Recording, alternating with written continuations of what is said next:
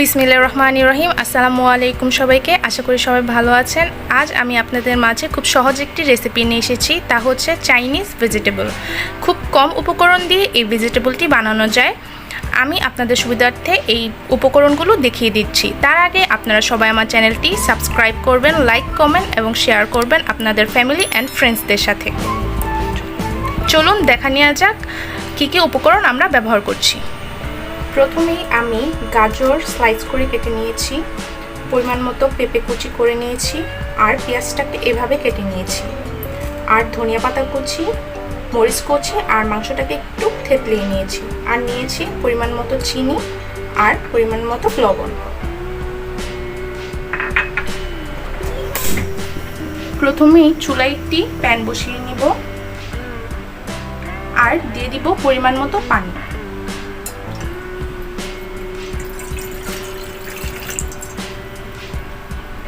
আর এখন আমরা ভেজিটেবলগুলো অ্যাড করে দিব।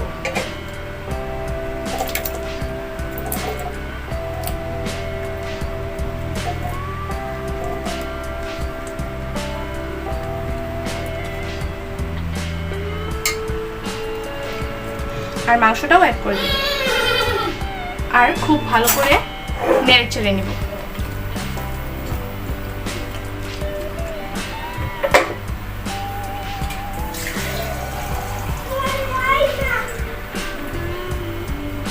আর একটু পানি অ্যাড করে দিচ্ছি।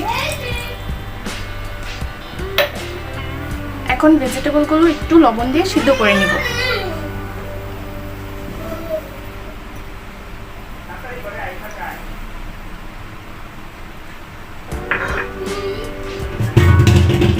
আর একটি ঢাকনা দিয়ে ঢেকে দিব।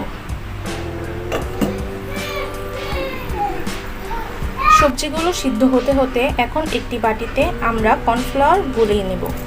আমি এখানে 2 টেবিল চামচ কর্নফ্লাওয়ার ব্যবহার করছি।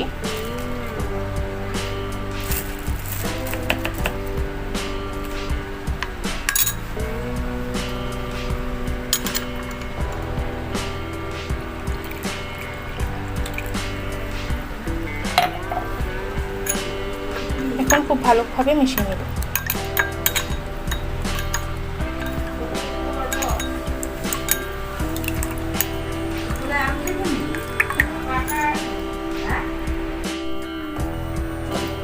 আমাদের সবজিগুলো সিদ্ধ হয়ে গেছে, এখন আমরা একটু নামিয়ে রাখবো, তারপর পুরোটা রান্না করে ফেলবো।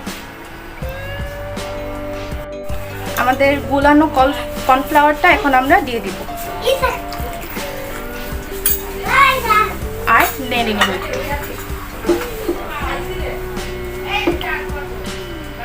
কর্নফ্লাওয়ারটা দেওয়ার পর আমরা এখানে গুঁড়া দুধের মিশ্রণটা দিয়ে দিব। এখানে আমি পটের দুধ পানি দিয়ে একটু গুলিয়ে নিয়েছি, এখন এটা আমি দিয়ে দিব। আর দিয়ে দিব এখন কাঁচামরিচ কুচি। অবশ্যই আপনারা এই রান্নাটা হাই হিটে করবেন, চাইনিজ সব রান্নাই হাই হিটে করতে হয়।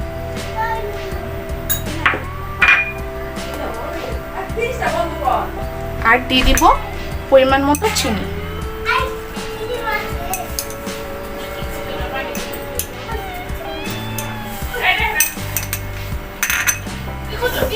একটু নেড়ে ছেড়ে নেব।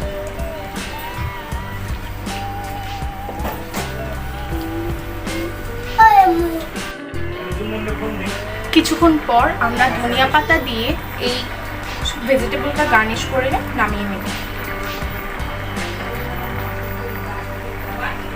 আর ডেকোরেশন করে নিব। আমাদের চিকেন চাইনিজ ভেজিটেবলটা তৈরি হয়ে গেছে। আপনারাও চাইলে বাসায় ট্রাই করে দেখতে পারেন, আশা করি খুব ভালো লাগবে। আমার চ্যানেলটি সাবস্ক্রাইব করবেন আর লাইক, কমেন্ট এবং শেয়ার করবেন আপনাদের ফ্যামিলি অ্যান্ড ফ্রেন্ডসদের সাথে। সবাই ভালো থাকবেন, সুস্থ থাকবেন। আজ এখানেই শেষ করছি। আল্লাহ হাফিজ।